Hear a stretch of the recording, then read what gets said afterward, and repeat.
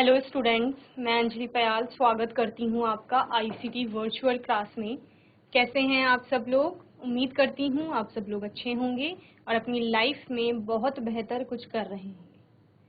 तो आज class 11th की केमिस्ट्री में हम सेकंड चैप्टर के कुछ क्वेश्चंस आंसर कर रहे थे, जैसे लास्ट सेशन में हमने किए थे। तो अभी भी हम उन्हीं क्वेश्चन आंसर्स को आगे करेंगे। ओके, एक बार देख लेते हैं कल कौन कौन से क्वेश्चन आपने किए थे। तो कल आपके पास फर्स्ट क्वेश्चन आया था, how many protons and neutrons are present in the following nuclei. और उस नाभिक में कितने प्रोटॉन और न्यूट्रॉन है किसी एटम के, वो आपको कैलकुलेट करने हैं। तो आपको परमाणु का क्रमांक यानी एटॉमिक नंबर Z की वैल्यू दी गई है, और साथ ही A जो कि परमाणु भार होता है, एटॉमिक मास, उसकी वैल्यू दी गई है। जब आपको दोनों की वैल्यू दी गई है तो आप उससे प्रोटॉन और न्यूट्रॉन की संख्या बता सकते हैं। ओके, क्योंकि आपको पता है कि परमाणु का जो क्रमांक होता है वो क्या होता है, प्रोटॉनों की संख्या के बराबर होता है। तो यानी जो ये 6 लिखा हुआ है यहाँ पर, ये क्या है, प्रोटॉनों की संख्या है इस कार्बन के एटम के। वहीं पर जब न्यूट्रॉनों की बात करेंगे तो वहां पर क्या कहते हैं कि प्रोटॉन प्लस न्यूट्रॉन की संख्या का जो योग होता है वो किसके बराबर होता है, परमाणु के भार के बराबर होता है। ठीक है, या आप क्या कहते हैं कि परमाणु का जो द्रव्यमान रहता है वो उसके नाभिक में निहित रहता है, और नाभिक में क्या है, प्रोटॉन और न्यूट्रॉन है। ठीक है, तो उन दोनों की संख्याओं का योग करेंगे तो वो परमाणु भार के बराबर हो जाता है। क्योंकि यहाँ पर परमाणु का भार दिया गया है, जो ऊपर लिखा गया है ये 13, तो उसके द्वारा आप प्रोटॉनों की संख्या को अगर परमाणु भार से माइनस करते हैं, ऋण करते हैं, घटाते हैं, तो आपको क्या मिल जाएगा, न्यूट्रॉनों की संख्या प्राप्त हो जाती है। ओके, इस प्रकार हमने एक क्वेश्चन देखा था। सेकंड क्वेश्चन है, right the complete symbol for the atom x with the given atomic number Z and atomic mass A। Z और A की वैल्यू यानी परमाणु क्रमांक और परमाणु द्रव्यमान का मान आपको बताया गया है। आपको बताना है कि यह X जो होगा यानी कौन सा एटम होगा। तो यह आप तब बता सकते हैं जब आपने सारे जो पीरियोडिक टेबल में आपके जितने एलिमेंट्स हैं उनके परमाणु क्रमांक आपको पता है। तो आपको अगर परमाणु क्रमांक और द्रव्यमान उसका बताया गया है तो आप बता लेंगे कि ये कौन सा एलिमेंट होगा। ओके, जैसे 17 आपका होता है क्लोरीन का, 92 होता है यूरेनियम का, और 4 होता है आपका बेरिलियम का। ठीक है, तो ये आपके तीनों एलिमेंट यानी तत्व हो गए। नेक्स्ट क्वेश्चन था, yellow light emitted from a sodium lamp. एक सोडियम लैम्प से येलो लाइट इमिट हो रही है, हैज अ वेवलेंथ, जिसकी वेवलेंथ बताई गई है कितना है, 580 नैनोमीटर है। Calculate the frequency new and wave number, यानी तरंग संख्या, तरंग दैर्ध्य और आवृत्ति आपको कैलकुलेट करनी है, जबकि आपको तरंग दैर्ध्य का मान दिया गया। ठीक है, तो तरंग दैर्ध्य का मान दिया गया है तो उससे आप क्या करते हैं, c/लैम्डा करके फ्रीक्वेंसी ज्ञात कर लेते हैं, और 1/लैम्डा करके आप वेव नंबर यानी तरंग संख्या प्राप्त कर सकते हैं। ओके, इस प्रकार हमने फ्रीक्वेंसी और आपका तरंग संख्या कैलकुलेट कर। फोर्थ आपका, calculate the wavelength, frequency and wave number of light whose period is 2.0 into 10⁻⁻10 second. Frequency आपको निकालनी है क्योंकि आपको पीरियड दिया गया है, तो 1/पीरियड इज इक्वल टू फ्रीक्वेंसी होता है। ठीक है, 1/पीरियड की वैल्यू लगा देंगे तो वो उसकी क्या हो जाएगी, आवृत्ति हो जाएगी। जब आपके पास आवृत्ति आ गई, फ्रीक्वेंसी आ गई, तो आप तरंग दैर्ध्य यानी वेव लेंथ कैलकुलेट कर लेंगे। वेव लेंथ बराबर क्या होता है, c/ν, यानी प्रकाश की चाल बटे उस प्रकाश की आवृत्ति।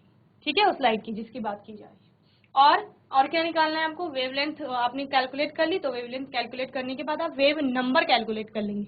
तो wavelength is equal to 1/, wave number is equal to क्या होता है, 1/वेव लेंथ। तरंग संख्या बराबर 1/तरंग दैर्ध्य। तो जो तरंग दैर्ध्य का मान आया है उससे आप 1 को डिवाइड कर लेंगे तो आपको क्या प्राप्त हो जाएगा, इस तरह से वेव नंबर प्राप्त हो जाएगा। ये आप लोगों ने देखा था। नेक्स्ट क्वेश्चन था, right the electronic configuration of the following ions. In ion का इलेक्ट्रॉनिक कॉन्फ़िगरेशन यानी इलेक्ट्रॉनिक विन्यास आप लोगों को बताना था। हाइड्रोजन में आपका एक इलेक्ट्रॉन होता है, तो जो 1s में आ जाता है, तो 1s इसके लिए आया था Na पॉजिटिव।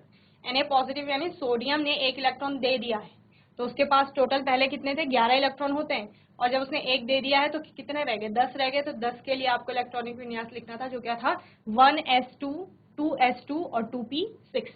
ऑक्सीजन में 2 ऋण आवेश आए हैं, यानी इसने 2 इलेक्ट्रॉन गेन करे।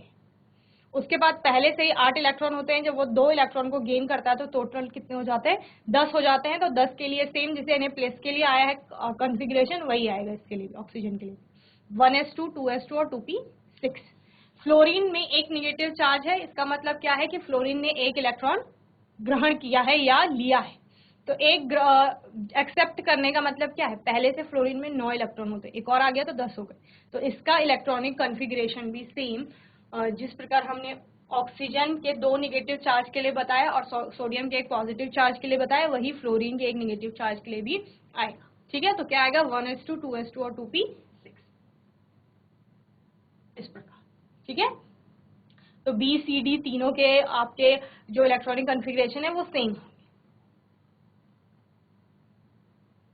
नेक्स्ट आपका क्या है, what are the atomic numbers of the elements whose outermost electronic configuration are represented by 3s1, 2p3, 3d6। तो यहाँ पर आपको बताया गया है कि कौन क्या एटॉमिक नंबर होगा उसका, जिसका कि आउटर मोस्ट ऑर्बिटल में आपको बताया गया है कि कितने इलेक्ट्रॉन है। 3s1 आउटर मोस्ट ऑर्बिटल है, सबसे बाहर की ऑर्बिटल है। इसके अंदर और ऑर्बिटल भी होंगी, इसके अंदर क्या क्या होंगी, 1s1 होगी, 1s होगी, 2s होगी, 2p होगी। तो उनमें कितने कितने इलेक्ट्रॉन होंगे, 1s में 2 इलेक्ट्रॉन, 2s में भी 2 इलेक्ट्रॉन, 2p में कितने 6 इलेक्ट्रॉन। तो टोटल 10 और 3s1, 10 + 1 11, यानी कि ये सोडियम होगा। 2p3 का मतलब क्या है, 2p3 कह रहा है कि 1s में 2 इलेक्ट्रॉन है, 2s में भी 2 इलेक्ट्रॉन है, और उसके बाद 2p आता है उसमें 3 ही इलेक्ट्रॉन है। तो टोटल कितने हो गए आपके 7 इलेक्ट्रॉन। तो 7 यानी नाइट्रोजन। समझ आ रहा होगा आपको। ये तो आउटर मोस्ट में है, यानी 3s में 1 इलेक्ट्रॉन, एक इलेक्ट्रॉन है। इस 3s से पहले क्या आएगा, 2p आएगा, 2s आएगा, और 2s से पहले कितना आएगा 1s। 1s में कितने, सबसे पहले इसी में इलेक्ट्रॉन जाएंगे, 1s में 2 इलेक्ट्रॉन, फिर किस में जाएंगे 2s में जाएंगे, फिर उसमें 2 इलेक्ट्रॉन और जाएंगे, फिर किस में जाएंगे 2p में। 2p में कितने इलेक्ट्रॉन आ सकते हैं, p में मैक्सिमम 6 इलेक्ट्रॉन। 6 इलेक्ट्रॉन जब यहाँ 6 भरे जाएंगे तभी तो आगे वाले में जाएंगे, तो इसमें 1 आ गया। तो ये इलेक्ट्रॉनिक कॉन्फ़िगरेशन है। और ये इलेक्ट्रॉनिक कॉन्फ़िगरेशन किसके लिए होगा, क्या अब आप टोटल कर लीजिए इलेक्ट्रॉन कितने हैं, 2 2 4 6 10 11, 11 इलेक्ट्रॉन है। और 11 इलेक्ट्रॉन किस में होते हैं, सोडियम में होते हैं। ठीक है, दूसरा 2p3, 2p में आपके 3 इलेक्ट्रॉन है, 2p से पहले 2s और 1s। 1s में कितने आएंगे 2, 2s में कितने आएंगे 2, तो कितने हो गए 2 2 4 और 1, 4 और 3 7, 7 इलेक्ट्रॉन। 7 इलेक्ट्रॉन किसमें है, नाइट्रोजन। 7 परमाणु क्रमांक, परमाणु क्रमांक भी वही है अभी, क्योंकि आयंस में कन्वर्ट नहीं हुए जब तक तब। 3d6 यानी लास्ट वाली जो ऑर्बिटल होगी डी वाली, उसमें 6 इलेक्ट्रॉन। ठीक है, और उससे पहले आपकी कौन कौन सी ऑर्बिटल है, तो ये आयरन का होता है 26। ठीक है, 20 कैसे हो गया, 3d से पहले आपकी 4s की ऑर्बिटल भी आएगी। ठीक है, सारी ऑर्बिटल आप वहां पर देखते हैं। उसके बाद आप क्या करेंगे, बताएंगे कि किसका इलेक्ट्रॉनिक कॉन्फ़िगरेशन कहाँ पर खत्म हो रहा है। खत्म होने का मतलब आउटर मोस्ट ऑर्बिटल उसके लिए कौन सी होगी। तो इस प्रकार ये हमने देख लिया था। आयरन का कितना होता है, Z = 26। ओके, आयरन के इलेक्ट्रॉन किस प्रकार भरे जाएंगे 26 में, 1s2, 2s2, 2p6 इस तरह से। ठीक है, 3s2, 3p6, देन उसके बाद D। ओके, इस प्रकार से आपका इलेक्ट्रॉन भरे जाए। तो जल्दी से इसे नोट करिए।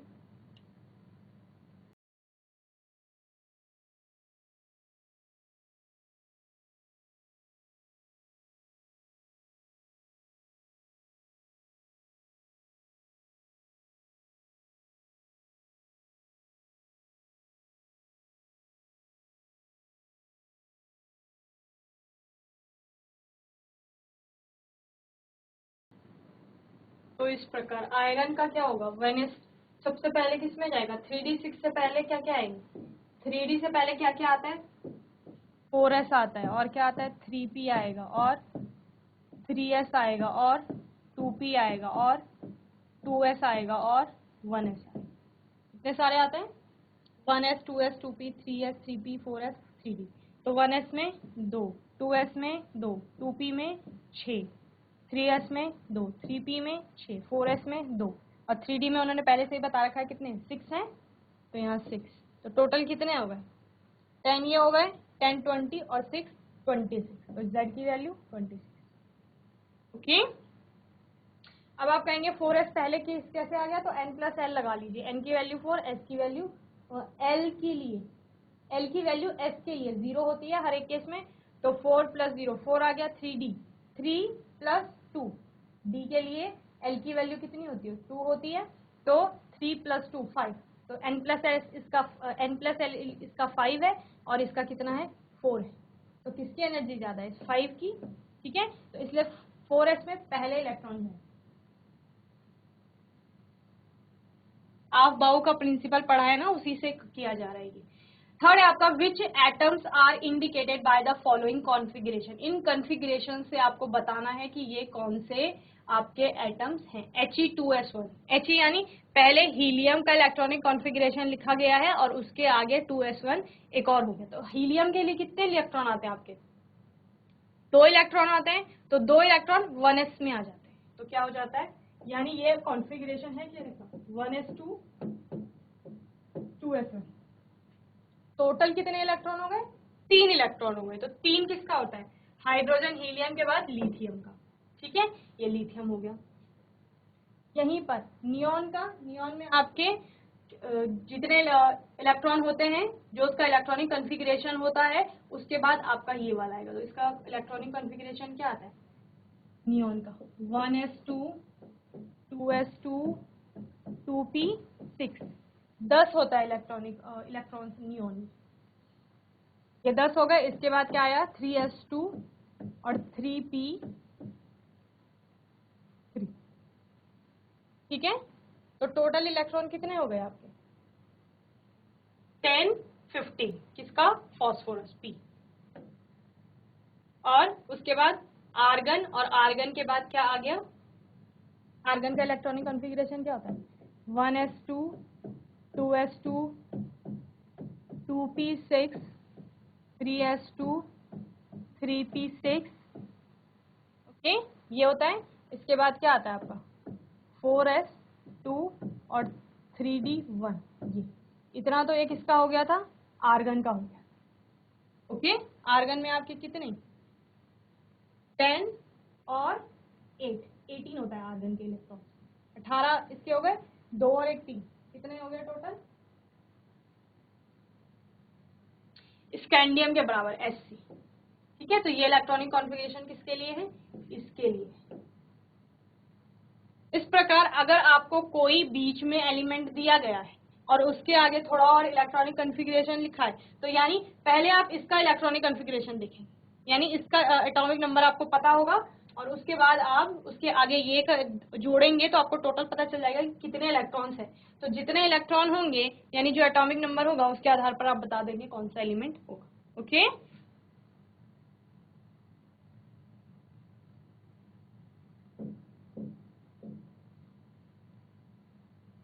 चलिए नेक्स्ट क्वेश्चन है आपका question number 6, what is the lowest value of n which allow g orbital to exist.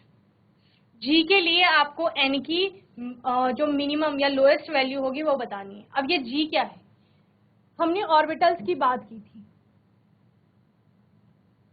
Orbital की बात की थी, ऑर्बिटल किससे मिलके किसके ऑर्बिटल्स देख रहे थे हम, सबशेल्स के देख रहे थे, सबशेल्स आपकी क्या थी s p d f, ये सबशेल्स थी, लेकिन वहां पर हम कह रहे थे कि 4 तो हम जनरली सबशेल्स पढ़ते हैं, पर इसके आगे भी सबशेल्स हो सकती हैं अगर आपके ऐसा कोई बड़ा एटॉमिक नंबर वाला कोई एटम मिल गया, तो उसके लिए क्या होगा ये आ जाएगा SPDFG। तो S के लिए N की वैल्यू कितनी होती है लोएस्ट वैल्यू 1 होती है, जो पहली सबशेल होती है उसमें एक ही ऑर्बिटल तो होती है S की। फिर P के लिए लोएस्ट वैल्यू 2, D के लिए आपको पता है ना 2P से ही स्टार्ट होता है, 1P नहीं आता है, जबकि S 1 से स्टार्ट हो जाता है 1S, P 2 से स्टार्ट होता है 2P, यानी सेकेंड वाली शेल में ही आपको P की ऑर्बिटल मिलती है या P सब शेल मिलता है। वहीं D के लिए लोएस्ट वैल्यू कितनी आती है 3 आती है, 3D, 2D नहीं होता, 1D नहीं होता। वैसे ही S की वैल्यू कहाँ आती है N is equal to 4, 3F 2F 1F नहीं होता, सीधा कितना होता है 4F होता है। तो G के लिए लोएस्ट वैल्यू क्या हो जाएगी N इज इक्वल टू 5, यही होगा।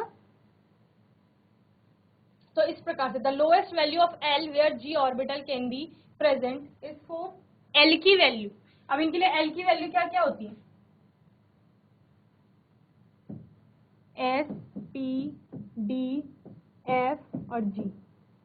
इसके लिए एल की वैल्यू बताइए। एस के लिए 0 होती है, पी के लिए 1 होती है, डी के लिए 2 होती है, एफ के लिए 3 होती है, तो जी के लिए क्या हो जाएगी 4 हो जाएगी। अब एन कितना हो जाएगा, एन होता है आपका l+1, N is equal to l+1 ये होता है, ठीक है। तो एस के लिए एन की वैल्यू कितनी हो जाएगी, लोएस्ट वैल्यू की बात कर रहे हैं, 0 + 1 1, 1 + 1 2, 2 + 1 3, 3 + 1 4 और 4 + 1 5, ठीक है। तो यानी लोएस्ट एन की वैल्यू 1, पी के लिए लोएस्ट वैल्यू 2 होती है 2p में, डी के लिए 3, एफ के लिए 4 और जी के लिए कितना आ जाएगा 5। एन की वैल्यू मुख्य क्वांटम संख्या की वैल्यू, या आप कहेंगे कि कौन सी शेल में आपकी वो ऑर्बिटल एग्जिस्ट करेगी, ठीक है, लोएस्ट वैल्यू की। इससे ज्यादा तो हो ही सकता है। अगर हम बात करें कि एन की वैल्यू एस के लिए 1 है, ये तो लोएस्ट वैल्यू है, हाईएस्ट तो हो सकती है 2s हो सकती है, 3s हो सकती है, 4s हो सकती है। वैसे पी के लिए एन की लोएस्ट वैल्यू क्या होगी, 2 होगी, 2 से कम नहीं होगी, 1p तो है ही नहीं, 2 से ऊपर हो जाएंगे 3p 4p 5p, अलग वो अलग केस है। डी के लिए लोएस्ट वैल्यू 3 होगी, 3d ही होगी, 2d एग्जिस्ट नहीं करती। वैसे एफ के लिए 4f स्मॉलेस्ट वैल्यू है। इसी प्रकार जी के लिए स्मॉलेस्ट पूछा है, लोएस्ट वैल्यू पूछी है तो वो 5 होगी, 5g होगा, 4g 3g 2g 1g ये नहीं होगी, ओके। तो ये क्वेश्चन समझ में आ गया होगा। What is the lowest value, कम से कम वैल्यू कितनी होगी, which allows g orbital to exist, जो जी ऑर्बिटल को एग्जिस्ट होने के लिए चाहिए, ठीक है। तो ये p भी तो तभी एग्जिस्ट कर रहा है जब n की वैल्यू 2 है, n की वैल्यू 1 है, अगर पहली शेल की बात कर रहे हैं तो वहां पर p ऑर्बिटल नहीं है, सिर्फ 1s है, s ही s है, इसीलिए उसके लिए s की वैल्यू, n की वैल्यू 1 s के लिए, p के लिए लोएस्ट वैल्यू 2। लोएस्ट की बात कर रहे हैं, हाईएस्ट तो कुछ भी हो सकता है ना, 2s 3s 4s 5s, p के लिए भी कुछ भी हो सकता है, d के लिए भी, f के लिए भी, g, ये सारी क्या है लोएस्ट वैल्यू है, ओके। चलिए नेक्स्ट क्वेश्चन देखते हैं। Question 7, an electron is in one of the 3D orbitals, give the possible values of n, l and ml।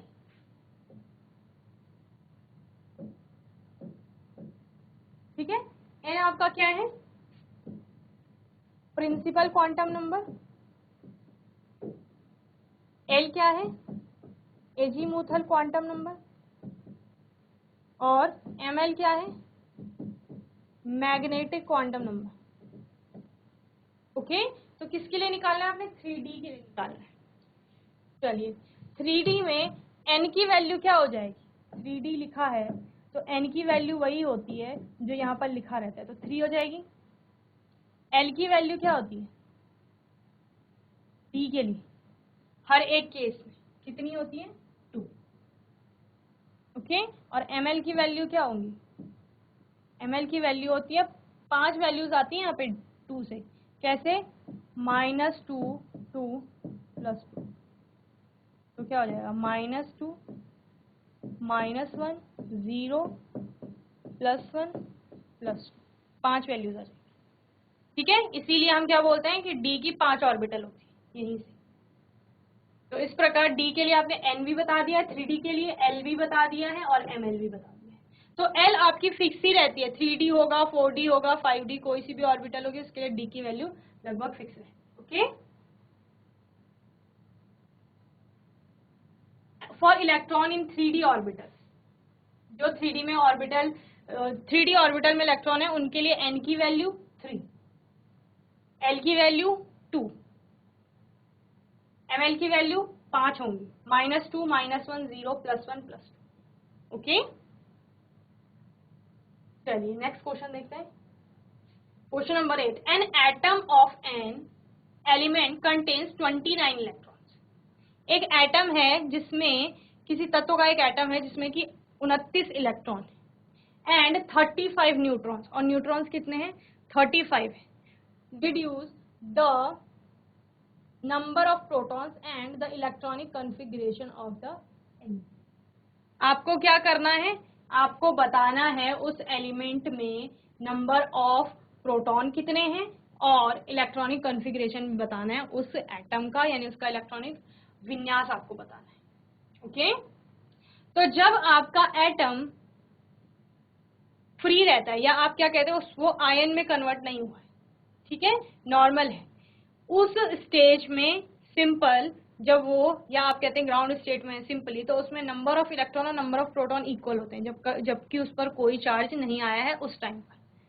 तो इस प्रकार से आप नंबर ऑफ इलेक्ट्रॉन्स जो है वही नंबर ऑफ प्रोटॉन हो जाएगा। ओके, और आप न्यूट्रॉन्स, चूंकि आपको बताए गए हैं कि 35 न्यूट्रॉन्स हैं, तो वहां से आप क्या, उसका नंबर ऑफ जितने एटॉमिक नंबर हैं, एटॉमिक मास है, वो भी कैलकुलेट कर लेंगे प्रोटॉन प्लस न्यूट्रॉन करके, और इलेक्ट्रॉनिक कॉन्फ़िगरेशन तो आप दे ही देंगे किससे, नंबर ऑफ इलेक्ट्रॉन्स। ठीक है, तो number of proton in neutral atom, neutral atom है, उदासीन है, जब उस पर किसी प्रकार का चार्ज नहीं है, तो is equal to number of electron. तो कितने हो गए, 29 हो गए। यही बताया मैंने कि जो इलेक्ट्रॉनों की संख्या है एक उदासीन परमाणु के लिए, वही उसमें प्रोटॉनों की संख्या भी होगी। तो इलेक्ट्रॉनिक कॉन्फ़िगरेशन क्या हो जाएगा इसका, तो ये यहाँ पर क्योंकि सिर्फ प्रोटॉन के बारे में पूछा है ना, तो ये टर्म आपको कंफ्यूज करने के लिए दी जाती है, समझ रहे हैं, क्योंकि न्यूट्रॉन, अगर यहाँ पर एटॉमिक मास पूछा जाता तो तब आप क्या करते, इस न्यूट्रॉनों की संख्या का यूज करते। बाकी जब एटॉमिक मास आपको बताया ही नहीं गया है तो न्यूट्रॉन का आप करेंगे क्या, इससे आप प्रोटॉनों की संख्या नहीं निकाल सकते।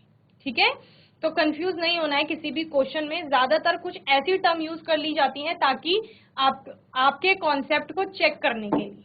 ओके, तो यहाँ पर वही हो रहा है कि आपको नंबर ऑफ इलेक्ट्रॉन बताए गए हैं, इसी से आप दोनों क्वेश्चन के आंसर्स दे सकते हैं, क्योंकि उदासीन है आपका, या आप क्या कहेंगे, किसी भी प्रकार का चार्ज उस एटम पे नहीं है। अगर पॉजिटिव चार्ज होता दैट मीन्स कि एक इलेक्ट्रॉन दिया गया है, निगेटिव चार्ज होता तो एक इलेक्ट्रॉन लिया गया है।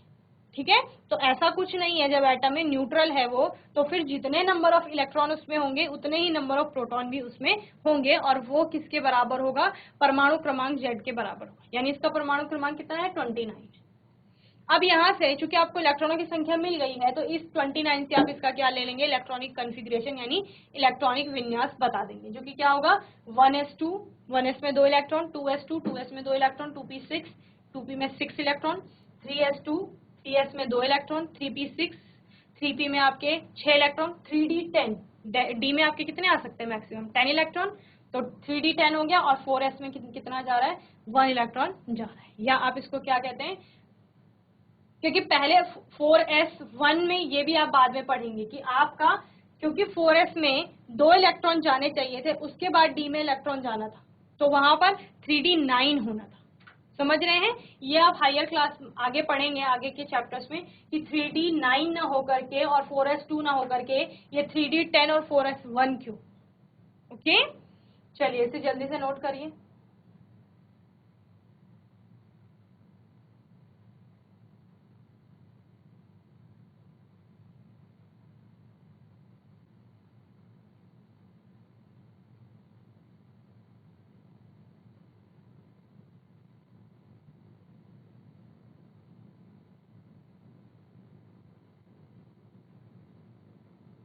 चलिए,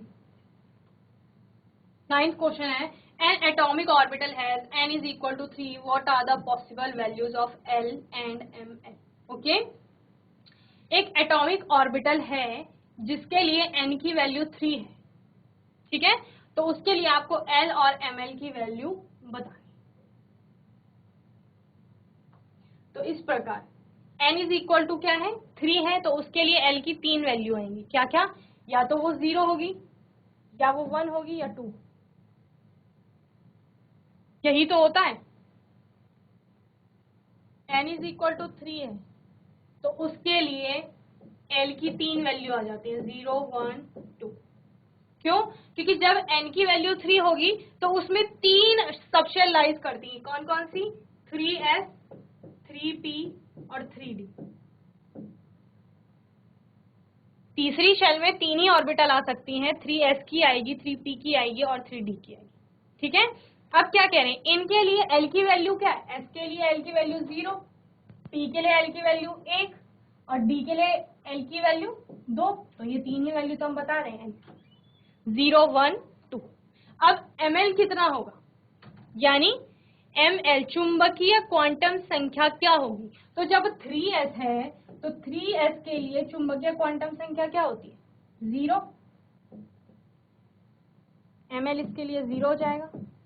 0 to 0, 0 to 0, यहाँ पर क्या हो जाएगा? 3p के लिए आ गया ml की वैल्यू -1 to +1, तो वो कितनी हो जाएंगे? -1 0 +1, 3 ऑर्बिटल बनती है px py pz। 3d के लिए ml की वैल्यू कितनी होती है? 2 है, तो 2 का यहाँ पर 2 है, 2 का मतलब क्या है? -2 2 +2 मतलब 5 वैल्यू, -2 -1 0 +1 +2, तो ये हो जाएंगी 3 ऑर्बिटल है यहाँ पे तीसरी शेल में जो लाई करती हैं 3s 3p 3d, और तीनों के लिए हमने l की वैल्यू भी देख ली, ml की वैल्यू भी देख ली। ओके, तो इस प्रकार से आप कैलकुलेट कर लेंगे। फॉर n = 3, l = जब n = 3 है तो l की वैल्यू 3 हो जाएंगी, 0 1 2। ओके, और for l = 0, ml is also equal to 0, क्योंकि 0 to 0 लाई करता है, तो यानी 0 to 0 का मतलब क्या है? 0 ही है। फॉर l = 1, तो ml = -1 to +1, ओके, या +1 to -1, ओके।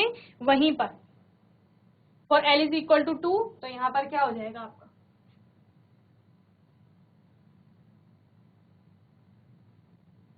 ml = -2 -1 0 +1 +2, ये 5 वैल्यू। ठीक है, जल्दी से नोट करेंगे फिर नेक्स्ट देखेंगे।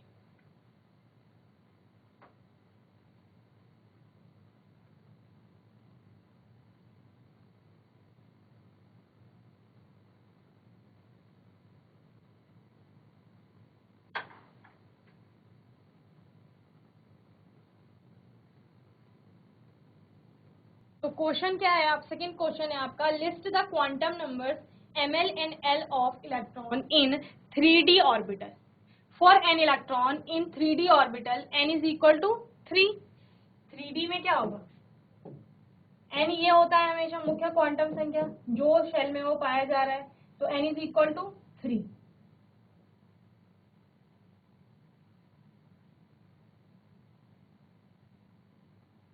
ठीक है, l कितना होता है d के लिए?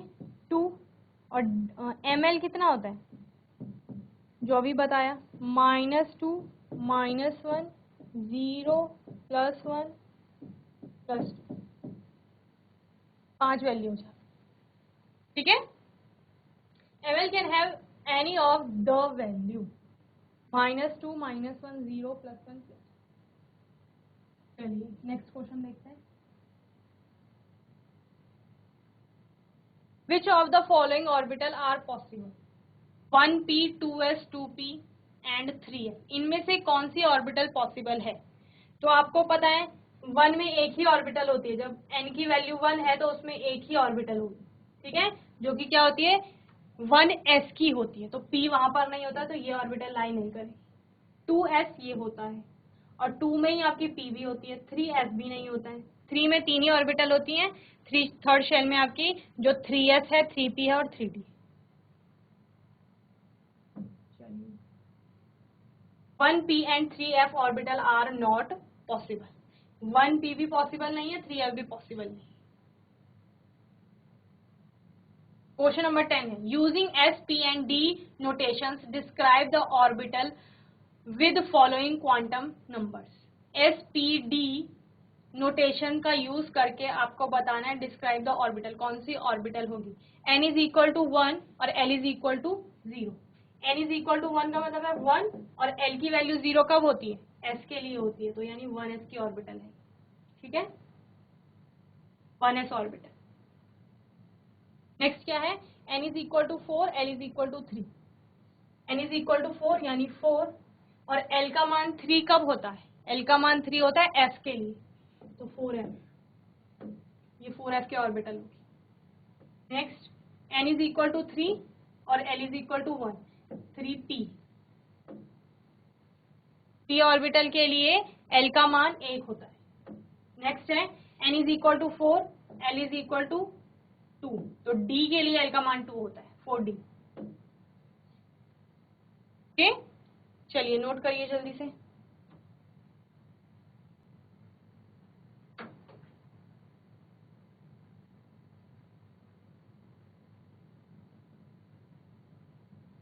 Next question. How many electrons in an atom may have the following quantum numbers? How many electrons in an atom? कितने इलेक्ट्रॉन्स एक एटम में होंगे? May have the following quantum number, जिनका क्वांटम नंबर इस प्रकार होगा, n is equal to 4 और ms is equal to -12. ठीक है, n is equal to 4, n is equal to 4 कितने इलेक्ट्रॉन के लिए होगा, और स्पिन जिनका उल्टा होगा। तो फोर्थ वाली जो शेल होगी उसमें कौन कौन सी ऑर्बिटल आती है आपकी? आपकी आती है 4s, 4p, 4d और 4f। ठीक है, 4s में आपके 2 इलेक्ट्रॉन, 4p में आपके 6 इलेक्ट्रॉन,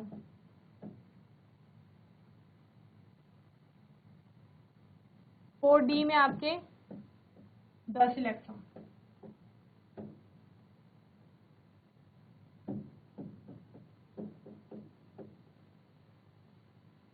और 4f में आपके 14 इलेक्ट्रॉन।